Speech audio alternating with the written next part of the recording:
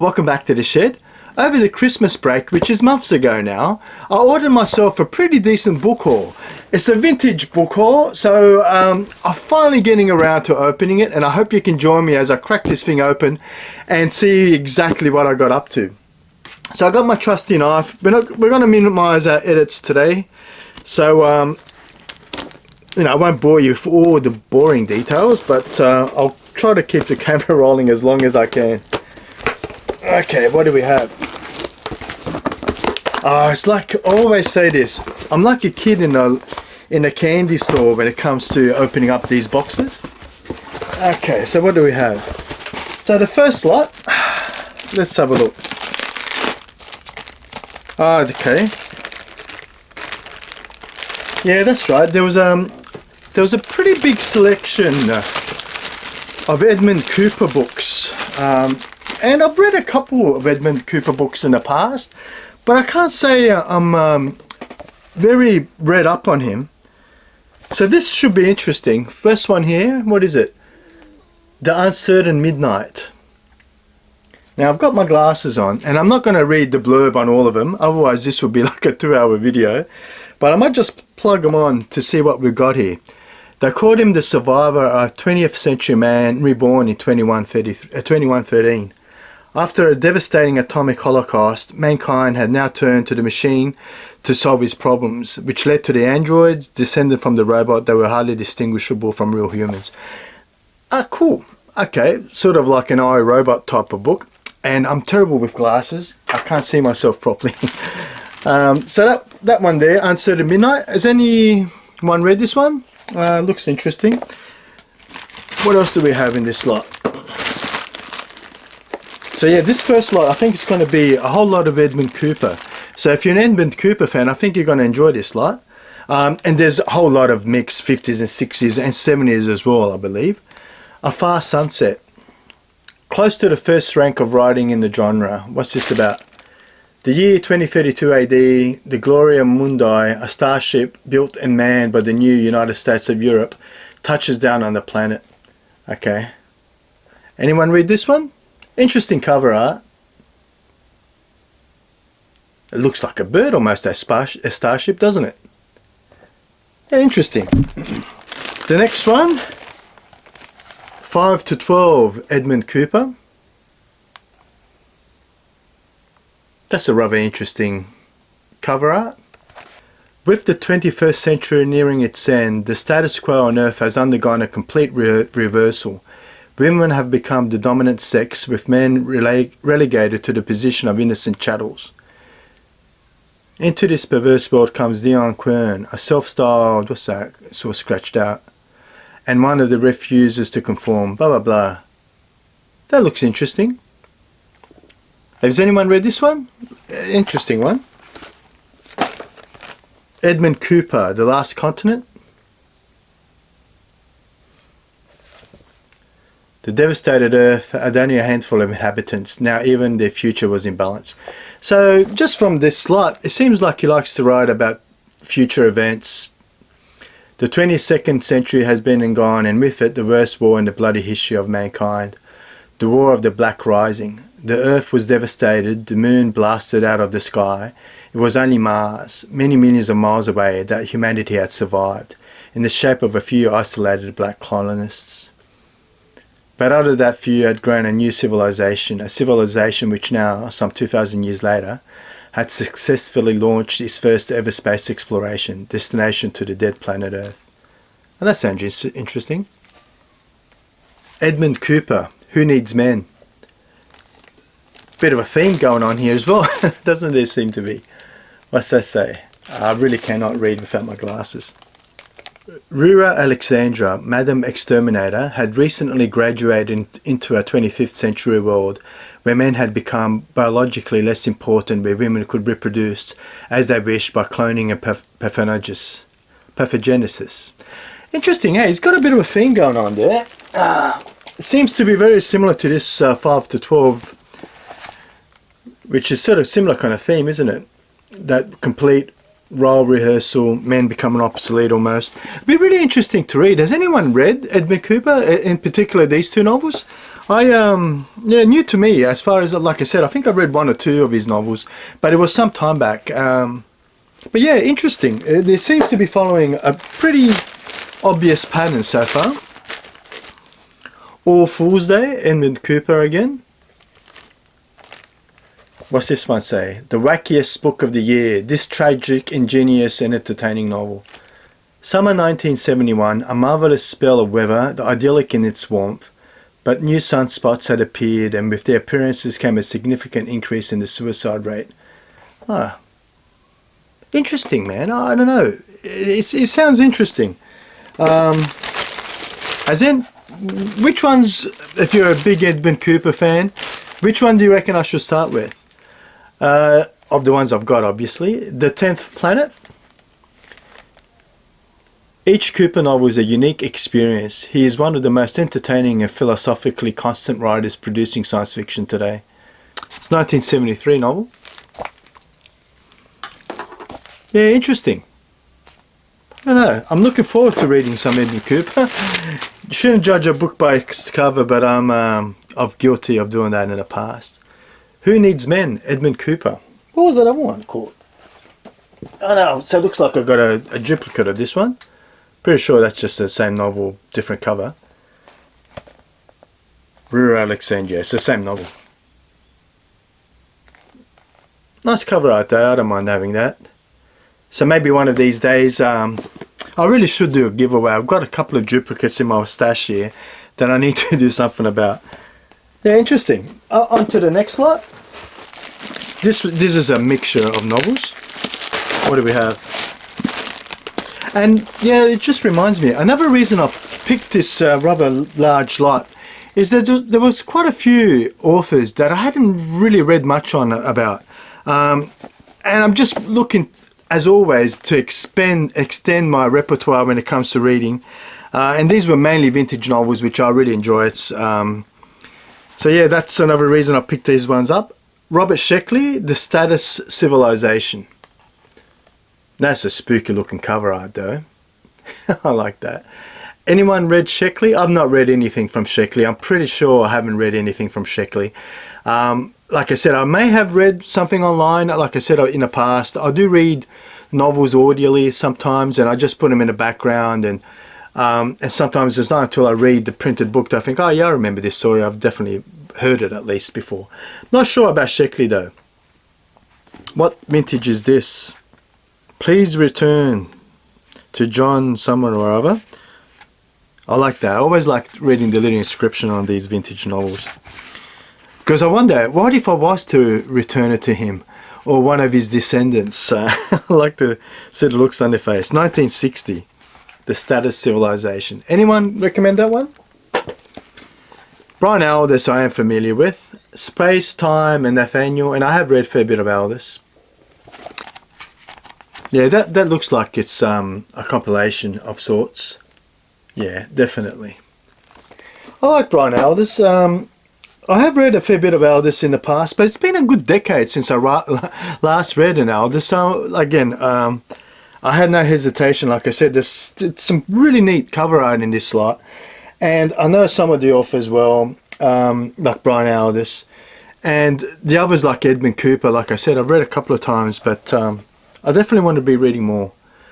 John Eagleton, Breakthrough. What would happen when scientists achieve push-button control of mankind? Now, I may have read this one.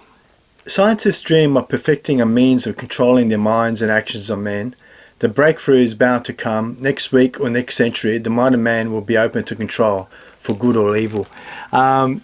I've been going back to our sci-fi shed ladder where I've been ranking all the Hugo and Nebula award-winning novels. It's sort of interesting because I mentioned in the past that Flowers for Algernon, one of the reasons it hasn't been ranking as highly as it really ought to on the sci-fi shed ladder is because of that science fiction theme where it wasn't quite so strong.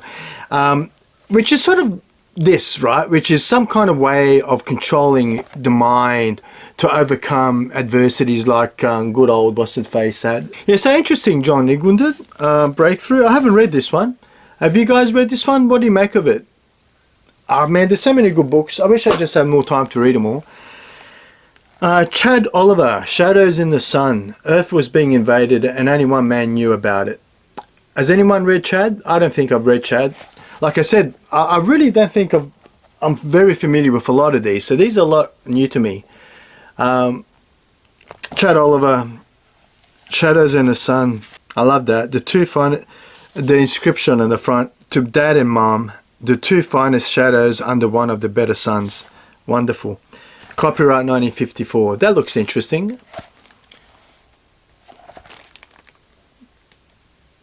Anyone read this one? What are your thoughts? We got another Brian Aldiss, The Interpreter. I like Brian Aldiss. Very decent cover art too. Yeah, Brian Aldiss, very cool. He has won Hugo and Nebula awards for his short stories in the past. That's why I'm familiar with Brian. And anyway, When They Come From Space, Mark Clifton. Mark Clifton, again, I've read. Can't recall reading this one. And the novel's not too bad. It's a bit tattered, but women fell in love with them, politicians tried to bribe them, but one man saved the world. Mark Clifton, When They Came From Space. Looks like some kind of alien first contact type novel. Anyone read this one? I honestly don't think I've read this one. There's quite a few. Most of the ones in this slot I've not read, which is really exciting, right? Hence why I said I feel like a kid in a candy shop. We've got quite a few to get through though, so I might need to do a bit of splicing and cutting. James Blish, yeah, good. James Blish. We have covered Blish in the past here on this channel. On the Hugo Nebula Award winning ladder for A Case of Conscience. So what's this one? Galactic Cluster. Man's future when the unexpected is an everyday occurrence, the unforeseen and ever-present danger. Looking forward to that because it's only a short novel, 125 pages. I can knock that over in a day, on a weekend that is. Bit of an illustration in there too, which is pretty cool. Yeah, very cool. Looks like, what is that? Probably 60s or 70s. I'm trying to find the date on it, but can't seem to find one. Where it is, 1960. Yeah, cool. I like James Blish. Really big fan of Blish. I love the title. Claret, Sandwiches and Sin, Madeleine Duke. Very cool title. It's interesting because they've got a bit of a plastic cover on them. So if I was to gently remove that plastic sleeve, I might find that the book beneath it is actually in good order. But I think I'll leave it like that. Just preserve the book for as long as I can. Claret, Sandwiches and Sin. That's such a cool title. Madeleine Duke. Has anyone read this one? I haven't read it. It looks interesting though. Great title. An underground organization assassinates world leaders. Cool. Yeah, that looks like fun actually. Which one do you reckon I'll read first? My guess it'll be an Edmund Cooper one. I don't know. It sort of jumps out at me. Something that I want to read a bit more. Next slot. Man, we've got so many to go. Norman Spinrad, The Iron Dream. Norman Spinrad presents Adolf Hitler's SF classic and the critics rave.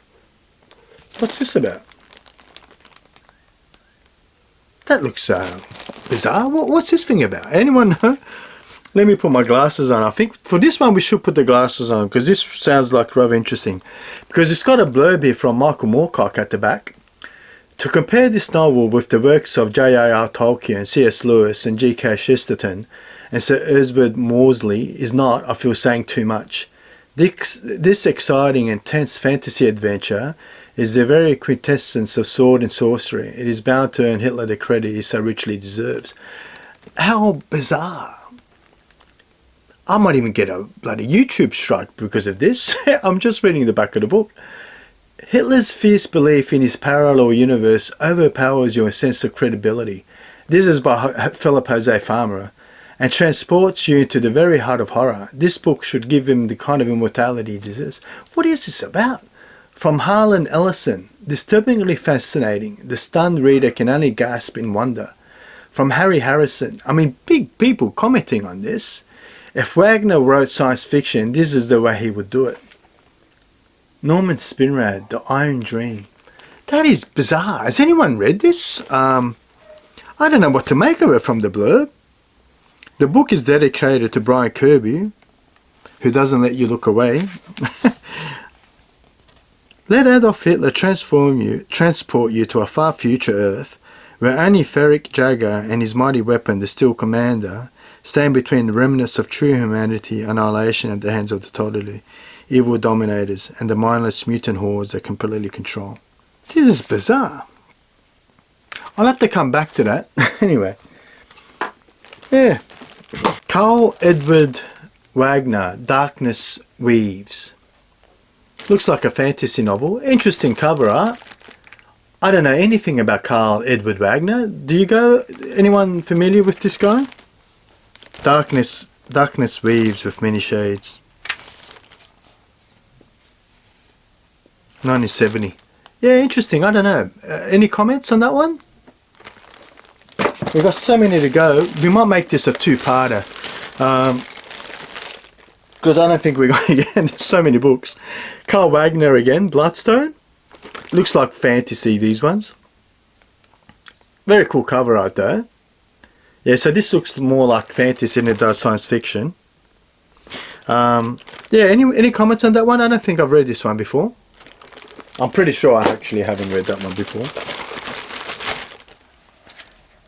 Sky Pirates of Callisto, Lynn Carter.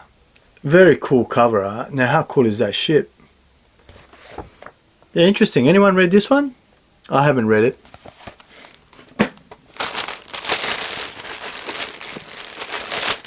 Alfred Bester. We have covered Bester in the past on our channel with the Demolished Man. I've actually already got this one extra. I'm pretty sure it's behind me there somewhere. And I have read it, but I can't recall much of it, to be honest. You may have picked that up when I put the novels to the memory test that I've been on our Sci-Fi share letter. But it's pretty good. I like Bester, so that's another extra to my collection.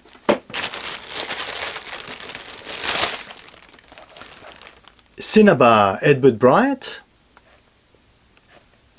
Welcome to Cinnabar, the future city where all time and all possibilities converge.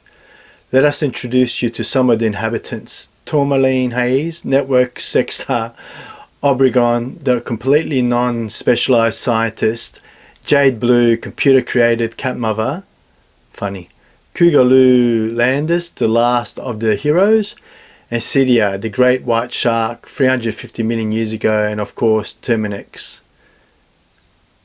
Interesting. Cinnabar. Has anyone read this one? Got quite a few to get through. Ah, cool, Perry Roden. Okay, I think I remember why I bought this lot. It was because of Alfred Bester, and definitely because of Perry Roden. Now, I've got quite a few Perry Roden behind me here. Now, for those of you who are not familiar with Perry Roden, this is the most popular science fiction books of all time. They're a German publication, but it spans hundreds of novels, and it is by far the best-selling science fiction books of their time. So Perry Roden, yeah, number 22 here.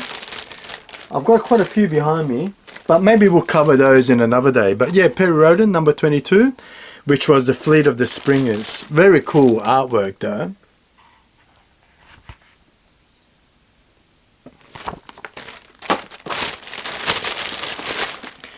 Brian M. Stableford, The City of the Sun.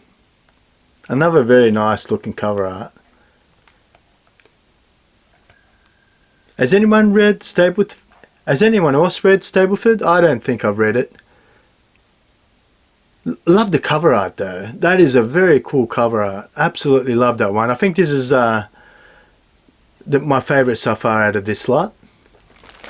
The Gravy Space Beast, Gordon Eklund. Looks like a fantasy novel. Yeah, it looks like it from the back as well. Anyone read Gordon Eklund? Barrington J. Bailey, the garments of what's that? Kayan? How would you pronounce that?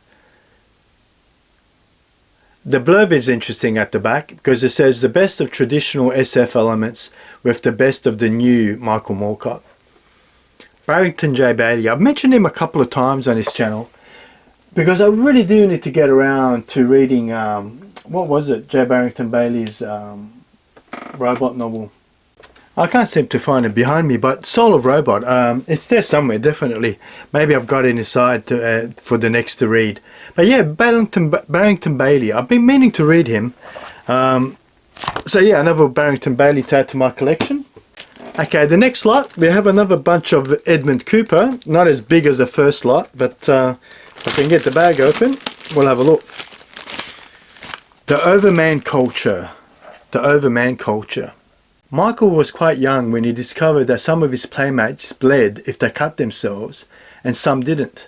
For a long time he didn't think about it, nor did it seem strange to see Zeppelins being attacked by jet fighters above London's force field, or glimpse Queen Victoria walking with Winston Churchill in the mall. Not at first. But later he thought about these things. He couldn't help it. The world was real, and yet unreal. It was all desperately worrying, so Michael and his friends formed a society to investigate the world around them. Despite the terrible things they discovered, things that made some of them insane, they never actually guessed the truth about the Overman culture. Until Mr. Shakespeare told them. That looks rather interesting. I don't know, man. I reckon I think Edmund Cooper has got a lot of interesting blurbs, at least on the back of his book, and I suspect there's going to be a lot of you out there who are saying, where have you, what rock have you been hiding under, and not know about Edmund Cooper. Seahorse in the Sky. At first he thought it was all part of some crazy nightmare, but it wasn't. Russell Graham MP was only a handful of passengers flying to Stockholm to London, one moment flying peacefully in the sky, the next flying in an unearthly green coffin. Yeah, I suspect there'll be a lot of you out there that will be Edmund Cooper fans. If not, maybe we'll become one together. As a duplicate, the same book again. I'll have to give that one up. Didn't notice it when I was buying it. Edmund Cooper, The Uncertain Midnight. Didn't we just see this one before as well? Am I going crazy? Yeah, we did cover this one already. So definitely some books that need to be shared. Another Edmund Cooper, The War Games of Zelos. We'll quickly go through a lot of these. But again, I really do want to hear your opinions on these Edmund Cooper and which one you reckon I should start with. Because I've got quite a few in my collection now. Transit, again, Edmund Cooper. Edmund Cooper, Prisoner of Fire. Vanessa Smith looked like any normal 17-year-old girl, but Vanessa wasn't normal at all. Spooky. Reminds me of that, what was it, Carrie? The Stephen King novel? The Venom of Argus, Edmund Cooper. I've got to say, I'm not going to be short of reading Edmund Cooper. And I think this is the last of Edmund Cooper, Seed of Light. Yeah, so out of all of those, which one would you recommend? I think we're up to the last lot. Yeah, the last lot. Now, I wasn't expecting this book haul to be so tiring. What do we got next? It's getting late, actually. I got this book, actually, The Squares of the City by John Brunner. I have got it behind me somewhere. I'm pretty sure I do. No, I haven't got it behind me, but I'm pretty sure I've read this one, The Squares of the City. Yeah, John Brunner. What does he ring a bell? I got a feeling that he may have won a Hugo or a Nebula. I'll have to double check that one. So Spectrum 5 SF by Pan Science Fiction. I think these would just be short stories, selected and edited by Kingsley Amos and Robert Conquest. Let's see if we can see any famous names in it. What we have? Wallace, Miller, Jones, Schmitz, Godwin, Thomas, Paul Ash, and Richard Ashby. Interesting. Have you guys read any of the authors in them? What are some of the short stories? Let's have a quick look. What is this dated actually? 1966. We have Student Body, Crucifixus Etium, Noise Level, Grandpa, Mother of Invention, The Far Look, Big Sword, and Commencement Night.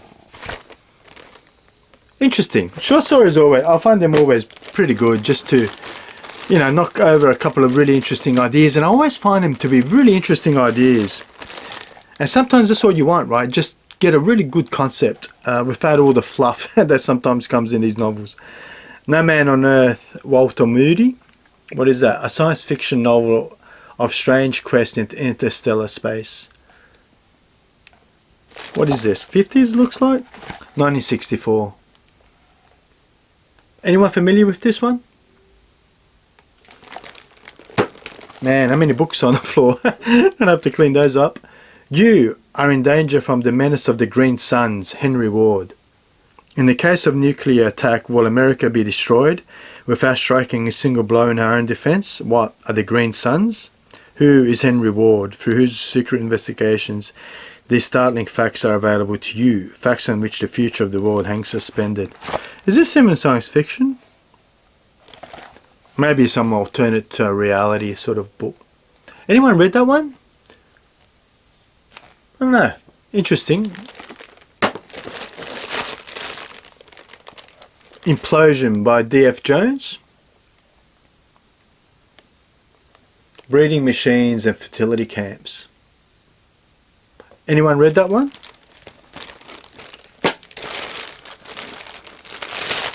That looks interesting. Very cool cover art.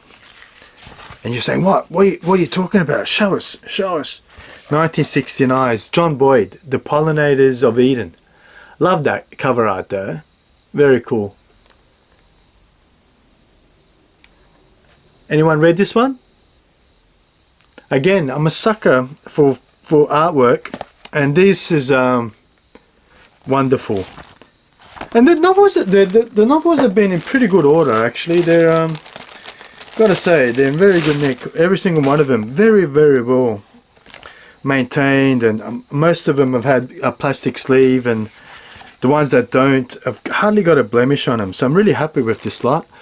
Michael Moorecock, The Fire Clown. We have covered Moorecock briefly on this channel.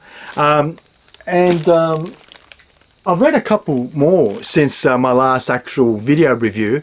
So maybe I should feature him a bit more. What do you reckon, guys? Do you want to see some more Michael Moorecock on this channel? Happy to do it. Like I said, I've read quite a few of his now, and I do enjoy it. The Fire Clown. Yeah, if you like to see some Moorecock, let me know. If you want to see some Edmund Cooper, or you know where I should start with the lot that I bought, I'd love to let you know. I'd love to let you know. I would love for you to let me know. Tomorrow and Tomorrow, Hunt Collins. Battle of Strange Cults for Control of the World. I think I may have read this one. Something about this one rings a bell. Could he hold the world together? The Vikes were in the saddle riding high, peddling forbidden pleasures, substituting drugs for cocktails, following a twisted path which would permit mankind to escape reality, and only one man stood between them and a world gone mad. Tomorrow and Tomorrow is more than a frightening dynamic story. It is a savage satire on the perverse thrill seekers of today, and cruelly logical expose that will make you stop, wonder and think. So much of the times. When was this written actually? 1961. Perverse thrill seekers of today.